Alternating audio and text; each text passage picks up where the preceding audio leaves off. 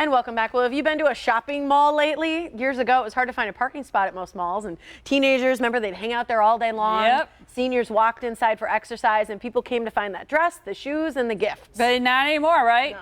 All over America, many malls are closing their doors. Matt Wild is the co-founder and editor of Milwaukee Record. Lately, he's been documenting the final days of several area malls, and along for the ride, his 5-year-old daughter, right? Poor girl, yeah. Just dragging her along to the worst stuff possible. She's used to it. What could be more Abandoned malls. fun? What could be more fun than hanging out at a creepy abandoned mall with a 5-year-old? So, yeah. So that's what I'm doing lately. So Do you feel like the malls right now feel a little creepy? Because I think that's actually a good, they're a little ghostly. Well, it's a little ghostly, and there's just so much nostalgia like baked into there. You know, I feel like I just turned 42, and I feel like I was kind of like among the last kind of generation that spent a ton of time like in malls as a kid. So it's weird hanging out there and just, you know, it feels like you're stepping right back into like 1988 or something. Yeah, when I think about malls, I mean, I think about my mom taking me there for high school dances, for dresses, or, you know, gifts that you would buy for your grandparents. I mean, there's so many things. And food courts. I mean, teens, it's like, I feel like that's half their existence. It was. Food I worked at the malls growing up, and they were busy nonstop. Yeah, it was. I spent a ton of time there. Like everyone, you know, people would be hanging out there, like making out or whatever. And I'd be hanging out at Walden Books, like, you know, looking at the new Dragonlance novels or something. So it's yeah, there's a little part of me that's still there. Yeah. So what do we think? Why all the closures? What do we think? Is this truly like a repercussion of all the online shopping? Oh yeah, I just blame the internet for everything. Yeah. I mean, including this. And That's www. It's sad. It's sad, really. I mean, and that's part of it too. Walking through these like largely empty buildings, and I've been through a couple lately. And Bayshore is kind of like currently redeveloping. The one I think we're seeing pictures of now is the Forest Mall in Fond du Lac. I dropped by there over Christmas break. 70 miles northwest of Milwaukee. Okay. And that mall especially I spent so much time in as a kid, hanging out, like I said, checking out the hottest Dungeons and Dragons books and like playing in the arcade.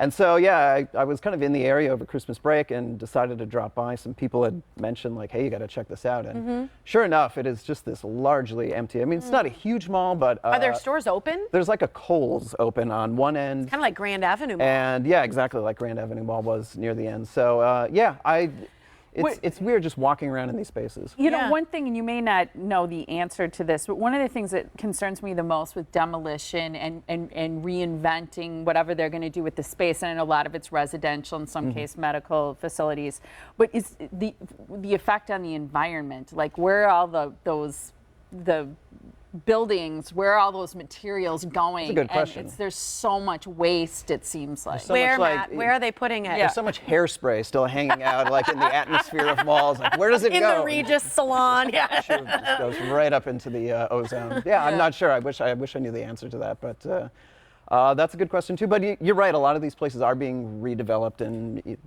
mentioned the Grand Avenue downtown.